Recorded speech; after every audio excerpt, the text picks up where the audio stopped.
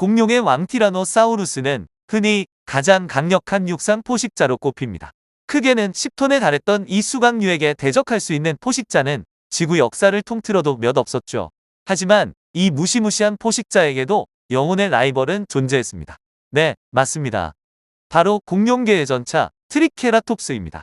이들은 백악기 대멸종 직전까지 살아남은 마지막 비조류 공룡 중 하나로 티라노사우루스, 안킬로사우루스, 파키케팔로사우루스, 에드몬토사우루스 등과 공존했습니다. 세 개의 뿔이 달린 거대한 머리와 멋진 외형 덕에 트리케라톱스는 가장 인기 있는 공룡 중 하나가 되었습니다. 그러나 이들이 어떤 삶을 살았는지, 실제로는 어떤 공룡이었는지에 대해서는 잘 알려져 있지 않죠. 본 영상에서는 공룡계의 슈퍼스타 트리케라톱스에 대해 자세히 알아보는 시간을 갖겠습니다. 1887년 미국 콜로라도주의 덴버 인근에서 특이한 화석이 하나 발견되었습니다. 마치 들소의 것과 같은 거대한 불이었는데요. 이 화석은 전설적인 고생물학자 오스니엘 찰스 마시에게 보내지게 됩니다. 마시는 거대한 불 화석을 보고 플리오스에 살았던 특이한 들소의 것이라 믿었고 화석의 주인에게 바이슨 알티코르니스라는 이름을 붙입니다. 이듬해인 1888년 미국 와이오밍에 위치한 랜스층에서 이상한 두개골이 발견되며 트리케라톱스의 존재는 세상에 알려지게 됩니다. 화석을 발견한 존 해처는 거대한 두개골을 마시에게 전달했고 마시는 마치 악마의 것과 같은 두개골을 보고 트리케라톱스라는 이름을 부여합니다. 1889년 트리케라톱스의 존재가 정식으로 기술된 이후 해처는 추가 발굴을 통해 엄청난 수의 두개골을 찾아내는 성과를 냈습니다.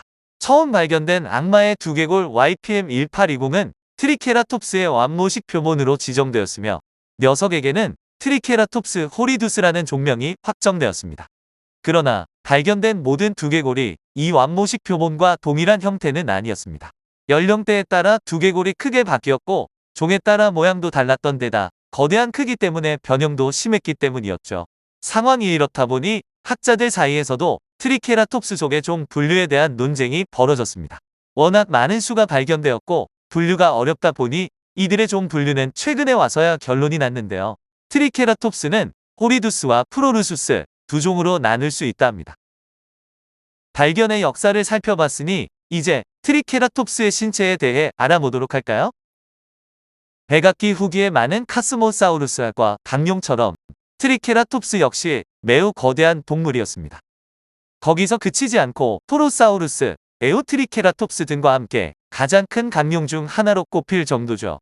트리케라톱스는 평균적으로 몸 길이 7에서 9m에 체중 5에서 9톤이라는 크기를 자랑했는데 큰 개체는 10톤 넘게 자랄 수도 있었습니다. 몸체가 크다 보니 머리 또한 무척 거대해 지금까지 발견된 가장 큰 두개골은 길이가 2.5m를 넘고 무게도 1톤을 넘겼을 정도입니다. 트리케라톱스의 이 거대한 두개골을 좀 더 자세히 들여다보면 매우 재밌는 점을 찾아볼 수 있습니다. 녀석의 두개골에서 제일 먼저 눈에 들어오는 것은 눈 위에 난 한 쌍의 거대한 뿔과 코에 난 작은 뿔일 것입니다. 길이가 1m에 달하는 이 한 쌍의 뿔은 육식 공룡으로부터 몸을 지키는 최고의 방어 수단이었을 겁니다. 날카로운 이 뿔은 성장 과정에서 크기가 커질 뿐만 아니라 끝도 휘어졌는데 다자란 트리케라톱스의 뿔에 찔리면 어지간한 동물은 살아남을 수 없었을 것입니다. 콧불소를 연상시키는 트리케라톱스의 콧불은 눈 위의 뿔보다는 작았으며 종에 따라 크기도 달랐습니다. 다시 두개골 전체로 범위를 넓혀 콧불 아래를 보면 녀석의 뾰족하고 거대한 부리가 눈에 들어옵니다. 트리케라톱스는 초식 동물이었고 체구가 낮았기 때문에 낮게 자라는 질긴 초목을 주먹이로 삼았습니다. 끝이 뾰족한 부리로 이 초목을 물어뽑은 뒤 턱 안쪽에 있는 엄청난 수의 이빨로 질긴 썸 유지를 잘게 다져 섭취하였습니다. 과학자들은 이들이 생전 야자나 소철류, 양치류 등을 먹었을 것이라 추정하고 있습니다. 부리에서 나와 더 위쪽으로 올라가면 두개골이 확장된 프릴이라는 구조를 볼 수 있습니다. 이 구조물은 개체 식별, 구애용 등의 다양한 역할이 제한되었는데 대부분 거대한 구멍이 나서 무게를 줄인 다른 강룡들과 달리 트리케라톱스는 이 프릴이 뼈로 꽉 차 있었습니다. 때문에 두개골의 무게만 1톤에 달해 이를 버티기 위한 목 근육도 매우 발달했습니다. 두개골을 살펴봤으니 이제 나머지 신체 부위의 특징에 대해 알아볼 시간입니다. 많은 강룡들과 마찬가지로 트리케라톱스 역시 네 다리로 걸어 다니던 초식 동물이었습니다. 그러나 이들의 신체는 일반적인 강룡과는 몇 가지 특징적인 차이를 보였는데요. 일단 골격에서부터 알 수 있듯 녀석의 몸은 매우 육중하고 견고합니다. 1톤에 달하는 무거운 머리를 지탱하기 위해 경추를 포함한 척추 전체가 엄청나게 밀집되어 있을 뿐만 아니라 무척이나 두꺼웠으며 굵고 단단한 네 다리는 무거운 몸을 지탱하는데 최적화되어 있었습니다. 육중한 몸을 이끌기 위한 보행 자세도 주목할 만합니다. 전통적으로 트리케라톱스의 보행 자세는 앞다리를 옆으로 벌리고 느릿느릿 걷는 모습으로 복원되었으나 현대의 연구는 보행 중 팔꿈치가 약간 구부러지는 정도로 앞발을 편 채 생활했음을 제안합니다. 발자국을 토대로 추정한 이들의 보행법 역시 독특한데요.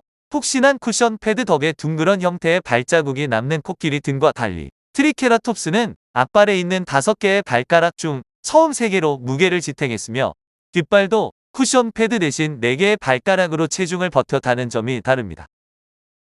그러나 트리케라톱스 역시 4발이 동시에 땅에서 떨어지는 달리기를 하지는 못했으며 20km/h 부근에 빠른 걸음을 했다는 점은 유사합니다. 녀석의 고생태학으로 넘어가기 전에 잠시 이들의 깃털 논쟁에 대해 보도록 합시다. 최근 강룡 프시타코사우루스의 화석에서 큐에이라 불리는 갈대 모양의 단백질 구조물이 발견되며 트리케라톱스에게도 이런 구조물이 있었는지에 대해 논쟁이 벌어졌습니다. 이를 확인하기 위해선 언제나 그렇듯 화석 증거가 필요한데요. 일단 트리케라톱스는 현재까지 발견된 피부 화석 기준으로 어떠한 큐의 증거도 나오지 않은 상태입니다. 이 사진은 트리케라톱스 호리두스 레인의 피부 화석으로 5에서 6cm 크기의 육각형 모양 비늘이 눈에 들어옵니다. 중간중간에 약 10cm 크기의 큰 돌기가 있으며 이를 기준으로 작은 비늘이 퍼져 있는 특이한 형태입니다. 과연 이들의 실제 모습은 어땠을지 무척이나 궁금해집니다. 이제 녀석이 살았던 환경, 그리고 살았던 삶에 대해 알아보도록 하겠습니다. 트리케라톱스는 백악기 후기 마스트리히트절, 현재의 북아메리카 서부 지역인 라나미디아 대륙에 살았습니다. 그중 특히 랜스층과 헬크릭층에서 많이 발견되는데 헬크릭에서 발견된 대형 공룡 중 무려 40%를 차지할 정도입니다. 이는 이들이 그만큼 성공적으로 번성했다는 뜻이기도 한데요. 녀석들은 그곳에서 안킬로사우루스, 파키케팔로사우루스, 에드몬토사우루스 등 수많은 공룡과 공존했으며 당시 생태계의 중대형 초식동물 역할을 충실히 수행했습니다. 당연히 초목을 정리하는 역할뿐만 아니라 대형 포식자의 먹이 역할도 수행했는데요. 웬만한 포식자는 엄두도 내지 못할 만큼 크고 강력한 이들을 사냥했던 것은 바로 티라노사우루스였습니다. 트리케라톱스는 모든 신체가 티라노의 공격으로부터 몸을 지키기에 적합하게 되어 있었습니다. 다른 강룡들처럼 속이 빈 장식용 프릴 대신 목덜미를 보호하기 적합한 통뼈 프릴이 있었으며 눈 위에 달린 날카롭고 커다란 한 쌍의 뿔은 정확히 티렉스의 흉부를 향했습니다. 게다가 엄청나게 크고 튼튼한 골반과 짧고 강인한 다리는 무게중심을 낮추어 안정성을 높여줬습니다. 현생 포유류 수준의 항온 동물인 티라노사우루스와 달리 이들의 신진대사율은 현생 파충류 수준의 외온성을 나타냈으므로 이러한 무시무시한 방어구는 필수였을 것입니다. 하지만 보통 묘사되는 모습과 달리 트리케라톱스와 티렉스가 정면에서 달려들어 힘싸움을 했을 가능성은 낮다 합니다. 트리케라톱스의 뼈에 박힌 티렉스의 이빨, 부러진 뿔, 프릴과 뼈에 남은 치유 흔적 등은 공격에 대한 명백한 증거이지만 포식 동물인 티렉스가 굳이 목숨을 걸고 위험한 창과 방패의 정면으로 달려들었을 이유가 없다는 것이죠. 대신 과학자들은 티렉스가 트리케라톱스의 뒤에서 달려들어 몸을 밀착시킨 뒤 힘으로 이들을 넘어뜨려 죽였다 제안합니다. 물론 9톤이 넘는 성체 수컷을 상대로 이런 방법이 통했을지는 장담할 수 없으며 대신 5에서 6톤 아프리카 코끼리 크기의 개체를 선호했을 가능성이 높아 보입니다. 티렉스에 가공할 만한 턱힘은 날카로운 뿔은 물론 통뼈로 된 트리케라톱스의 프릴도 뚫을 수 있었으며 그 튼튼한 목뼈도 부러뜨릴 수 있었습니다. 반대로 트리케라톱스 역시 1m가 넘는 한 쌍의 뿔과 육중한 덩치로 티렉스를 죽일 수 있었죠. 두 거인의 싸움은 대형 수강류 간의 가상 대결과 달리 실제로 벌어졌던 일인 만큼 더욱 흥미진진하게 느껴질 수밖에 없습니다. 여기까지 공룡계의 슈퍼스타이자 티라노의 영원한 라이벌 트리케라톱스에 대해 알아봤습니다. 수많은 매체에 등장하며 공룡의 정의에도 쓰일 만큼 유명하고 의미 있는 공룡이지만 사실 우리는 트리케라톱스에 대해 아는 것이 그리 많지 않습니다. 심지어 흔히 묘사되는 트리케라톱스의 집단 생활도 직접적인 화석 증거는 거의 없는 상황입니다.